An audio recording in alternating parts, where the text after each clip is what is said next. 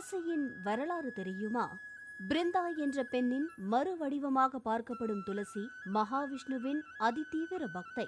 அசுரமன்னன் ஜலந்தரின் மனைவியான பிருந்தா தனது கற்பின் வலிமையால் யாரும் தனது கணவரை நெருங்க முடியாமல் காத்து வந்தாள். ஆனால் ஜலந்தரனை கொல்வதற்கு ஜலந்தரனின் உருவத்திலேயே வந்த விஷ்ணு பிருந்தாவிடம் வரம் பெற்று அவள் அமைத்துள்ள தடுப்பை உடைத்தார். தனது கணவரின் வடிவில் வந்து தன்னிடம் தந்திரமாக வரத்தை பெற்றது திருமால் என்பதை புரிந்து கொண்ட பிருந்தா மகாவிஷ்ணுவை கல்லாக போகும்படி சாபம் அளித்தாள்.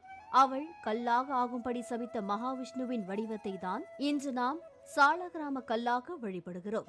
தனது பக்தையான பிருந்தாவின் சாபத்தை ஏற்றுக்கொண்ட மகாவிஷ்ணு அவளின் புனிதமான பக்தி மற்றும் பதிவிரதை தன்மை காரணமாக துளசியின் வடிவில் தனது பூஜைக்கு உரியவளாக இருக்கும் வரத்தை பிருந்தாவிற்கு அளித்தார். இப்படி பிருந்தா என்ற புனிதமான துளசியை தான் நாம் இன்று பூஜித்து வருகிறோம்.